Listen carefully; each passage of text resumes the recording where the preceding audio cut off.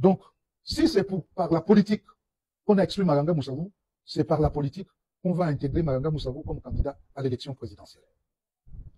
Je ne ferai pas de recours, parce que le recours auprès de la Cour constitutionnelle est un recours qui va nous amener à nous faire débouter, parce qu'il va s'appesantir sur le droit. Or, en appelant le président de la République à réfléchir, la politique primant le droit, pour ceux qui ne comprennent pas, ils vont dire, oui, la Constitution dit il faut un certain âge. Il faut savoir que la politique prime le droit. Le politique prime le droit. Autrement dit, si le président Oligui Nguema,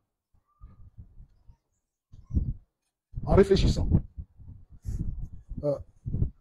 comprenait que la présence de Malanga dans un débat est importante, vous apprendrez que je suis candidat.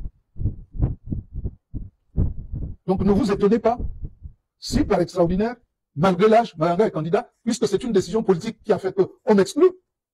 C'est une décision politique qui fera qu'on m'intègre dans ceux qui devraient compétir. Maintenant, s'il ne comprend pas le message d'aujourd'hui,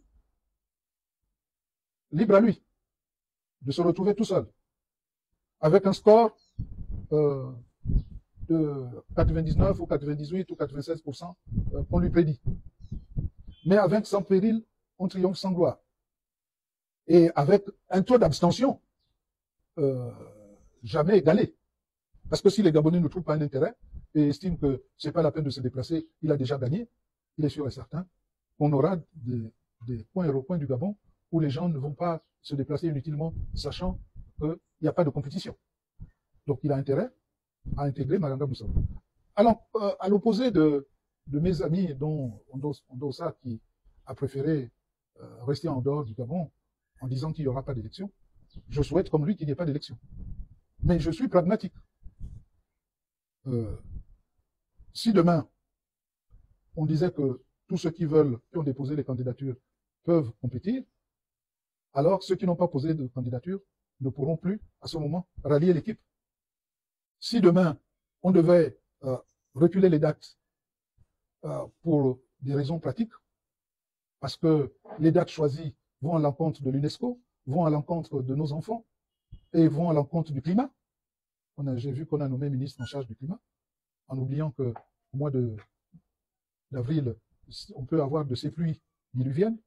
Tout cela peut amener quelqu'un à se dire qu'il vaut mieux qu'on recule les dates. Mais cela n'empêche pas que l'on dépose sa candidature. Donc, tout à l'heure, j'irai au ministère de l'Intérieur prendre les raisons que je connais déjà de ne pas être sur la première liste. Mais je sais que le premier point, c'est l'âge. Je vous ai dit que l'âge étant politique, c'est un obstacle mené pour des raisons politiciennes, et c'est les politiques qui doivent trouver la solution. Moi, je dis tout simplement que je préfère que quelqu'un soit dans la course plutôt que le contraindre à être contre le pouvoir et à prendre des dispositions pour que les choses n'en restent pas là. Moi, je ne suis pas de ceux qui disent on entendra parler de moi. Je voudrais qu'on travaille ensemble, ce pays.